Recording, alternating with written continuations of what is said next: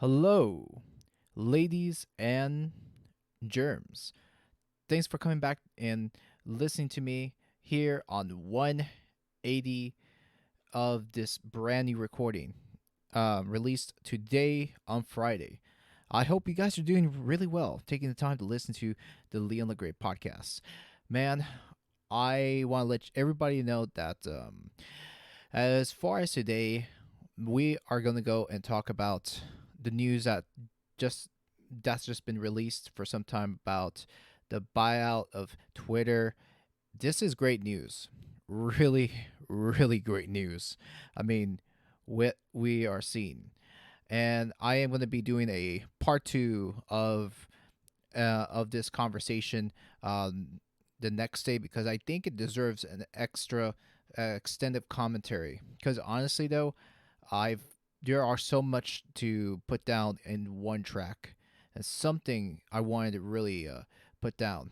And I also, for those that are here, I wanted to definitely say thank you for all the new subscribers that have showed up and coming in and listening to me on this brand new podcast.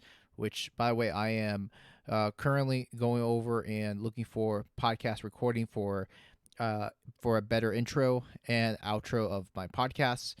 Since I barely have any time to do anything for myself due to heavy load on the work week, which I figured I'm gonna just do that and probably try out Fiber for the first time and see where this goes. Which, by the way, before we get into today's episode, I want to go ahead and first and foremost get into sponsorship. And today's sponsor goes to Zenny. And for those that have not heard of Zenny or heard of me talk about Zennies from previous episodes, go ahead and check out Zennies. You'll thank me later. Please do so. Protect your eyes. And I swear, when I first played my Game Boy for the first time, let me tell you something. When I played video games like the portable handhelds, I that's when I started to lose my vision. They say it's genetics, right? But it also can be damaged by other things, especially with blue lights and screens that you use to play or to work on remotely for about 8 hour work week, right, through your computers. Which, by the way, that's pretty much long term damage, which study shows, which you definitely need to take care of your eyes. And also, it's not just a work or a game thing, but the screen that you use on a daily basis, like your iPhones or Android phones, that is gonna take a toll on your eyes as well too, with the effects of blue lights. Research shows. So with Zennies, which I discovered about this a long time ago, I've I've used Zennies in the past, and I will say that their glasses are amazing, and I love it. My friend loves it, and I am actually gonna end up getting another pair for myself, and which is something I am excited. Which, by the way, if you want to protect your eyes of all costs, they also provide glasses for anyone that is pretty much bifocals or or progressives lenses as well. So if you want to, go ahead, check out Zennies, Zenni Optical. And then the other sponsorship on my list, it has to be Brave. If you've not heard about or checked out Brave, go do so. And what I love about Brave, unlike ordinary browsers such as Firefox or Chrome, which those are fine on its own. What I like about Brave, it already has a built-in ad blocker.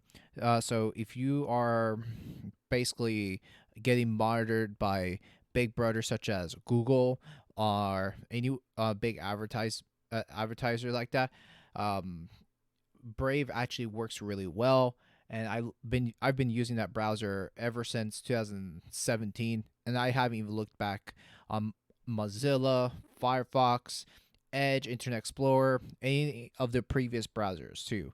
And to me, I pretty much solely use browsers such as Brave and other third-party browsers that are out there, and that's something I love the most because I don't have to go through the um, pretty much the intrusive tracking coming from these big companies.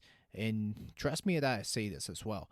You want to protect yourself, and you want to not go and let these companies take so much of your data, and especially going through the data that you're going through on a daily basis on your phone, which is pretty much just as intrusive enough as it is too. So if you want, check out the link down the bottom below and click on my Brave referral code. And that way, once you click on Brave, I'll earn some basic attention tokens along the way too. So, and also it is available on iOS and Android as well. So check it out. And last two sponsors, I wanted to give a good shout out, which is Scooch. If you don't know what Scooch is, please check out Scooch, because if you're looking to protect your phone for some reason, that if your phone happens to drop or anywhere, and if you just got your brand new phone for the first time, whatever it is, iPhone, Android, whatever brand phone you got, Scooch provides protection for your phone as well. And I do love the fact that their cases are very sturdy, and it is really awesome to have something like that too, especially cover a good cover for your phone, such as Scooch cases. And if you want, please go ahead and give Scooch Case a try right here, and click on the affiliate link down below. So that way you'll help me as a creator, and also you help yourself as well. So that way the damage doesn't get done down the road ahead too. And also, you will definitely love the variety of cases coming from a Scooch. And then lastly, it is Blueberry. If you've not heard about Blueberry at this point, you're definitely missing out. In fact, one of the things I plan on doing, since now um, maybe ended up looking into something else after getting away from ACAS, which ACAS is okay. They provide tons of unique things in their platforms, but Blueberry goes to another level, which I think Blueberry is a good podcast media host, which I am partnered with. And it's something I love about Blueberry, which definitely Blueberry hits home, and they've been around in the podcasting game since 2006. If you want to go ahead and start creating your podcast, give Blueberry a try. And also, if you sign up with Blueberry, with my link down in the description below, guess what, everybody? You can try Blueberry for free. Just for starting out for about 1 month for free. And if you don't like it, you can just cancel it anytime within 30 days. So go ahead, check it out, and no foul, no harm, and that way, that gives you an experience of what it is to try out a service like Blueberry for the first time. With that said, let's get started with our favorite story that I have heard all year, and this is an amazing story just coming out of the world of the internet right now too. That is pretty much shocking the world right now too, which is the Twitter buyout. So let's get started. All right, everybody, what's going on? Welcome to episode 180 of the podcast. Finally at 180 here on the Leon LeGray podcast. So today I wanted to go ahead and make this podcast real short, simple, and sweet. I won't get into it too long because I know this is big news. I figured let's talk about this because I figured now everyone's talking about it. This is absolutely big news coming in, which I'm sure, as all of you've known already by now, all of you should know that Elon, um, Elon has pretty much put down the bid for Twitter on for $44 billion. So that's right, $44 billion to fade over at my screen here. So this was big news, which it says Twitter accepts Elon Musk bid by the company. So now it's all his. It is his company now. So pretty much he has a total control of Twitter now. I mean, this guy has it. I mean, he has Twitter now. I mean, this guy owns freaking Tesla, SpaceX, and doing many sort of different things that he has in his arsenal. And this is really big news. And honestly, if you guys have stock on Twitter, you guys better be fortunate that you held it and you still have some on your portfolio.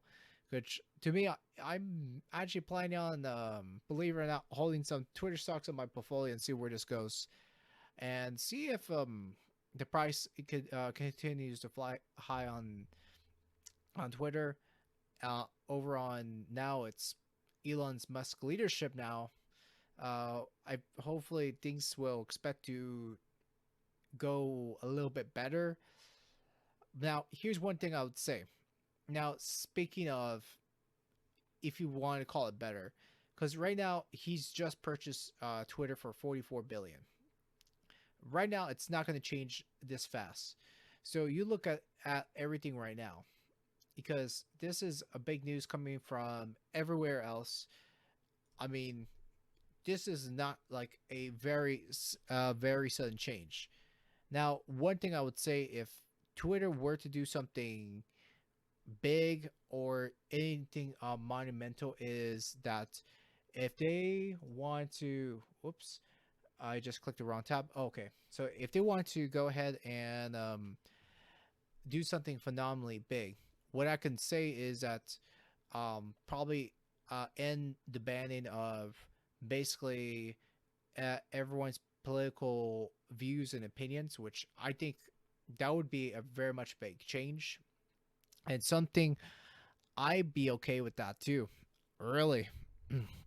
And if anything else, I'd say why not just go ahead and reinstate Donald Trump's account, because he didn't do nothing wrong, and most certainly of all, I do think that this is absolutely big, especially what's going on the internet. And you gotta look at it this way too. And Twitter is like one of the biggest um, pl- platforms out there now. You look at it right now; it's a very huge platform, be with with pretty much over millions, if not billions, of users using the platform. I mean, everybody that goes on Twitter a lot, they should know who Elon Musk is right now too. I mean, this guy's been everywhere in the news. I mean, very young, smart entrepreneur making incredible things like Tesla, SpaceX, Neuralink. I mean, for God's sakes, there's a lot of things happening too. And something right there, it's just basically the tip of the iceberg at the moment.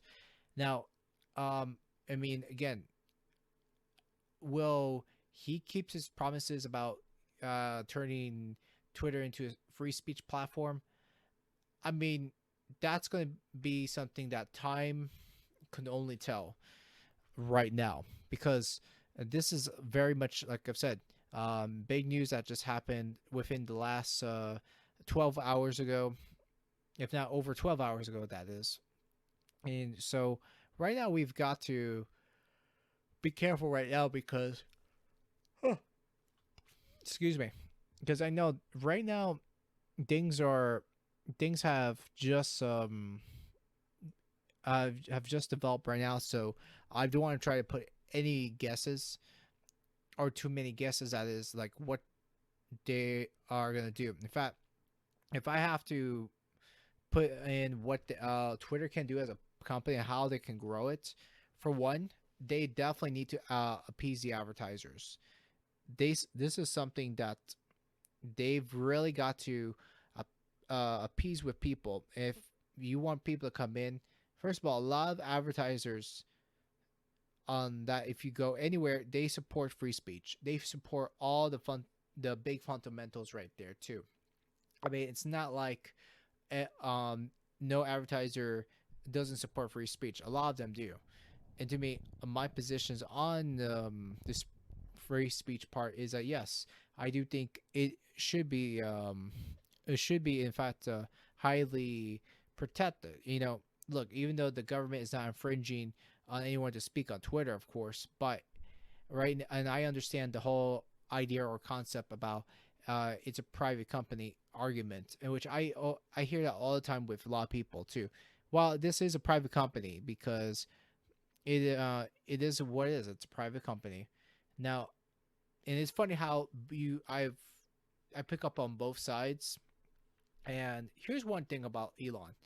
If I can say myself is I don't have a bone to pick on Elon. I do think that, like I've said, the guy's an innovator.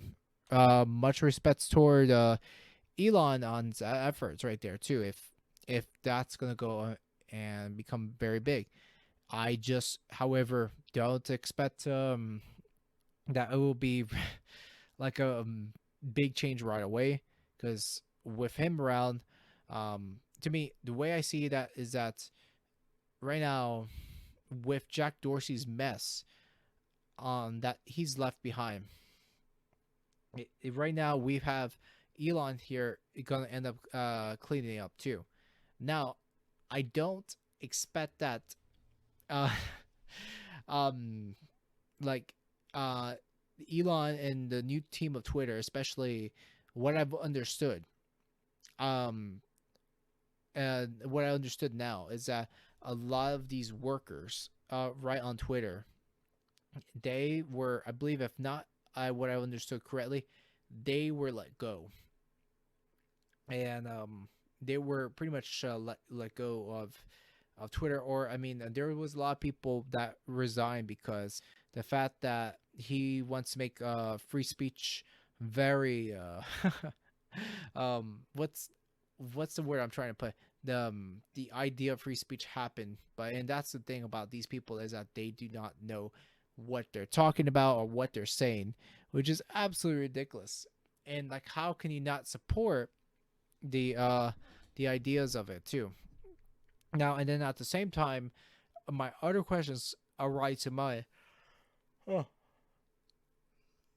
my especially one of my questions is how this is going to work, how this is and when I say how this is going to work, like how they're going to go about selecting the teams, especially getting people that will be able to be reliable. In fact, they pretty much find out, like, for instance, like find out what what's the word I'm trying to do, like how they're going to bring in the team. In fact, how they're gonna find like what is hateful and what is not. And so there's other things that can come up, especially like how the new team on Twitter are going to handle it, right? And so that's something we've definitely need to go over and say, okay, how are they gonna go through this here? And so, and I'm sure they're gonna end up finding more people to bring in on the team. I mean, overtime too as well. I mean, right now Elon Musk has pretty much busy hands right now, so he's doing so many things all at once, which is not even unbelievably funny, but man, it's really much a hard work on your you've just put down too. So, and then I would say the other addition, if I could put it this way, is the changes on Twitter is not going to be extremely large. And the fact is that why I'm going to say why it's not going to be extremely large changes is because, for one, here's my thing: Twitter is just going to be Twitter. It's not going to change for anybody. In fact, even if you want to, then you, of course, you want to go ahead and have a different sell on Twitter and how Twitter is going to be run under Musk. Because I don't know how it's going to be. because right now it's way too early to say too. And I think if I could put another thing down is that Twitter is definitely being used by millions. It's sorry, about 60 or millions of people over on Twitter. And so that's one thing about people are that they are pretty funny, like especially how people react to the news and how they're gonna handle it too. And that's one thing I find is that you have definitely have one side that says that, oh no, Elon Musk has definitely ruined Twitter down to the ground, and then you have one camp. It's like, yeah, we definitely go ahead and um, support what he's doing because I think he's doing a better job. And so I mean, you got two sets of people, or how can I put it this way? Both both So the best way to describe both sides that are for and against Elon Musk are just two bona fide clueless people. Which, for me, it's so funny where things are going in the direction that we are at right now too. Which it makes it kind of funny because you don't know how people will really go through certain issues, and especially how a lot of people will perceive the news and things like that, right? And that's one of the things I gotta say that not it's not bothersome. It's actually the whole situation. It's pretty funny, and if I'm not mistaken, some people are literally are calling Elon Musk like if he was pretty much bringing um basically bringing the Third Reich, right? And I think it's so ridiculous how a lot of people the the left spectrum are pretty much shunning Elon Musk this quickly, and it is sort of hilarious because a lot of these people are actually young people that bought Tesla, and now they are just going out and start dumping Tesla stocks, which I think it's such a ridiculous thing to do. And then of course you got some young people are just dumping or pretty much giving away their Tesla cars. And in fact, I don't even know how much truth this is. I think this tweet says right here, and from coming from Robert Kiyosaki, the one man that exposed me to financial education. And this is what he says right here, which I think is funny. Just to read it word by word. I don't necessarily agree everything that he says, but this is one thing he says right there, which is sort of says some sort of truth right there, which says uh, academic elite Marxists are dumping Tesla shares. Are their Tesla cars next? I drive a Ferrari. For the first time, I'm considering picking up a Marxist used Tesla. This is the climate change the world has needed. Thank you, Elon. And I really don't know what to say about that because, for one,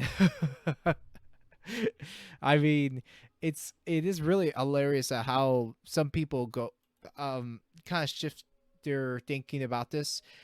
And like I said, I'm not the kind of person that starts throwing I'm throwing in a bone at someone or throwing a bone in the middle of a fight and uh expect to get a good result out of it too. Because right now I'm just a guy that's spectating this whole fiasco, and I think the people that are literally calling Elon um Hitler are literally calling Elon a fascist for opening up a speech, which I think is hilarious because why on earth will you ever call this guy a fascist or whatever, right? Or an idiot for opening up open dialogue to a platform which very honestly it's very much dying.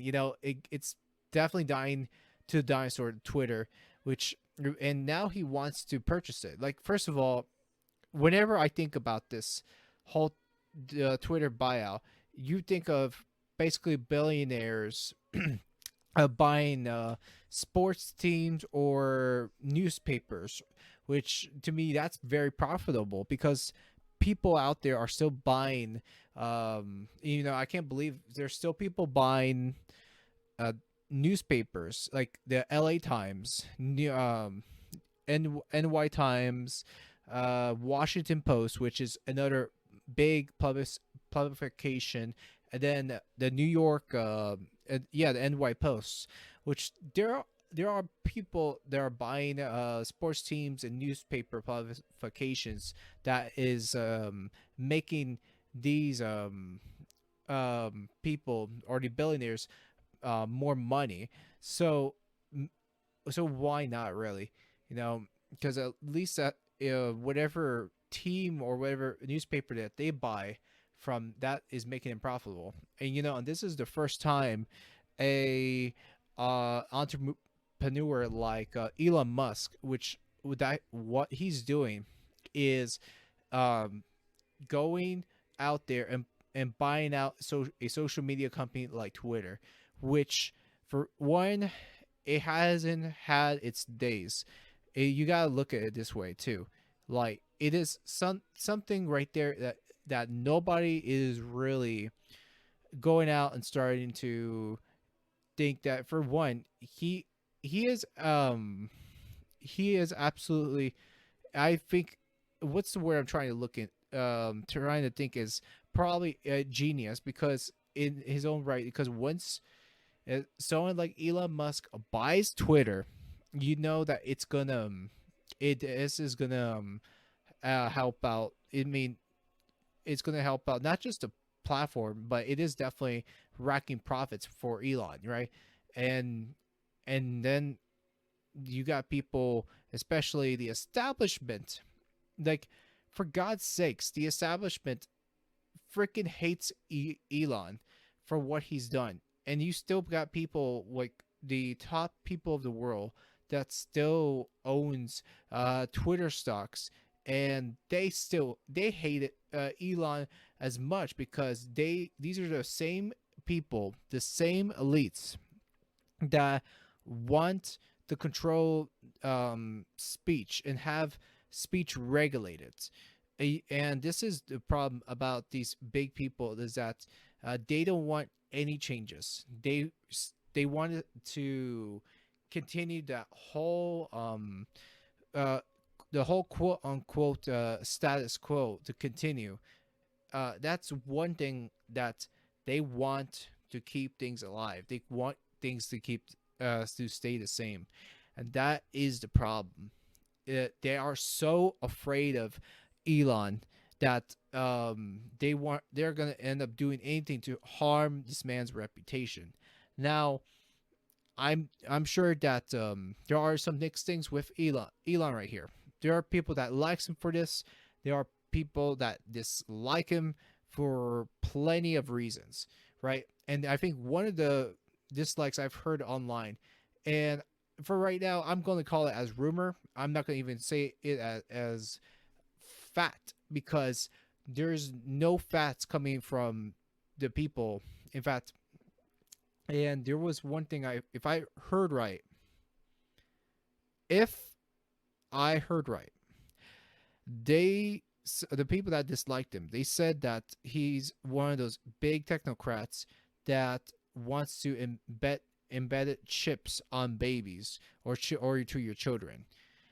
I'm going to call this as a conspiracy theory.